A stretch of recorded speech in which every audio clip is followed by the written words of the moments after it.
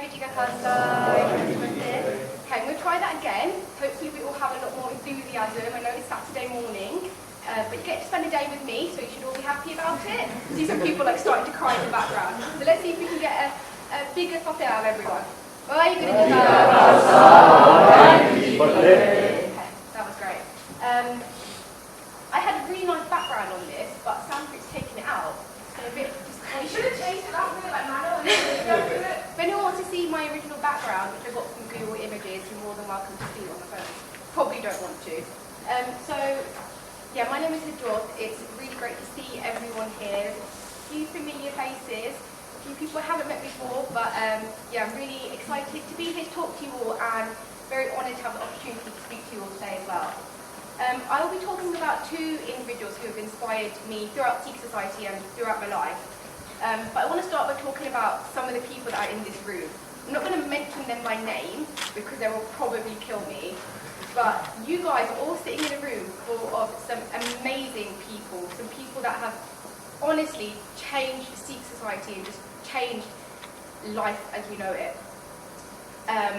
So I want to say thank you to those people for inspiring me on a daily basis. So I'm going to start by talking about my Bhag Kaur, who is a very big inspiration for me. Unfortunately, I didn't prepare very well, so I'm going to read my notes off my phone, which is really bad, I know, sorry, don't tell me off, guys.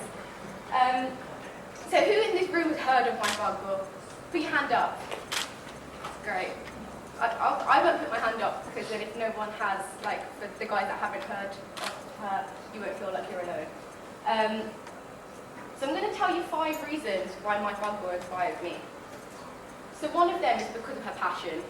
I think for anyone that knows my Bhag Kaur, if you don't, you can read it here because I'm not going to tell you the story.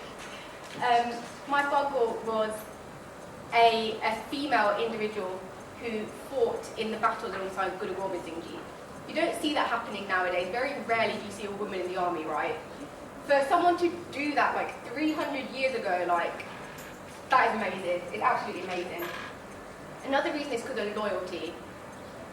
Throughout the later years of her life, and actually from the beginning, to be honest, my Bhag Kaur was completely dedicated to Maharaj, to Guru Gobind Singh Ji, and she stayed with them until Maharaj left this earth and beyond. Oh, gone too far. Another reason is because of the way that my Bhag Kaur followed Hukam. Does everyone kind of know what Hukam is? Yeah, so Hukam is kind of, to put it in a nutshell, is following the Guru's command, maybe? I don't know if that's the best way to put it.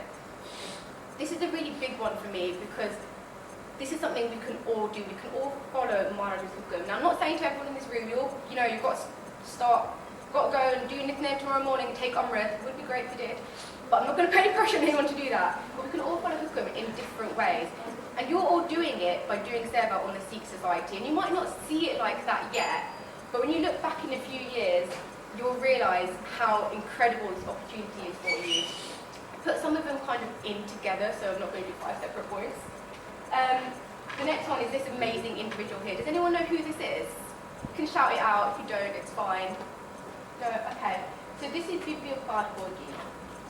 So Bibi Ji was the lead female president of the All India Students Federation. So that's kind of like Sikh SOC, but on like a massive scale, basically. So it's like me being in charge of all of the women in this room. So you've got to think, back in the 80s, for a woman to do that, today, it's incredible. For someone to do that in the 80s, it's absolutely revolutionary. Bibi Ji was so confident that she could speak in front of tens and hundreds of people. You can see in this picture, it's not the clearest. There's a group of like elderly Singhs sitting there. I could never stand up in the Gurdwara and talk to the Bombay in there. I mean, if any of you guys could do that, that's amazing. I couldn't do that. This is like the 21st century. For someone to do that in 1984 is, I think it's fair to say, it's pretty much unheard of. And the biggest one is that Bibi Ji believed in the cause. So we all have a cause. You're all here for a reason. The reason you guys are here is because you're presidents or vice presidents of your Sikh society. So you believe in something. Some of you might have got forced into it. Don't tell me if you did, because I don't want to hear that. But you're all here because you want to be here. You could be doing loads of other things on Saturday morning, like sleeping, which is probably what I would be doing. But instead you're here with other leaders. And for you to believe in the cause is just incredible, and that's exactly what Bibi did. In 1984, when the Indian government were attacking Hamandar, Bibi stood there with a machine gun on her shoulder, and she carried on for 2 days until she died. That's believing in the cause. I'm not saying to all of you guys you need to go to that extent, but it's the fact that she believed in something so much, she gave her life for it. And that, it links to Sikh socks in the fact that you guys are going to be giving up your time when you could be going out with your friends, you could be studying, which you probably don't want to do. But there's so much you can be doing in those few hours when you're doing Sikh society, but you're not going to be. You're going to be there, you're going to be doing Prajad, you're going to be leading people because you believe in what you're doing. And for me, I think all of this links back to Prem. So Prem means love. I'm a really strong believer that if you don't have love, you don't have anything. And I'm not saying everyone become a hippie and go around and be like, I love you all. You don't need to do that. But if you don't have love, you can't be a leader, guys. And that's the nicest way to put it. So I want to leave you with this quote, which I found in Google Images a couple of days ago. So if your actions inspire others to dream more, learn more, do more, and become more, you are a leader. Everyone in this room, including the Sevadar, are all leaders. And hopefully you can find someone who inspires you, and it doesn't have to be someone from Sikh history, it doesn't even have to be a Sikh. It could be anyone who inspires you to carry on doing what you're doing and doing your seva the best that you can. So I think I might have gone over the 8 minutes, but hopefully I won't get told off.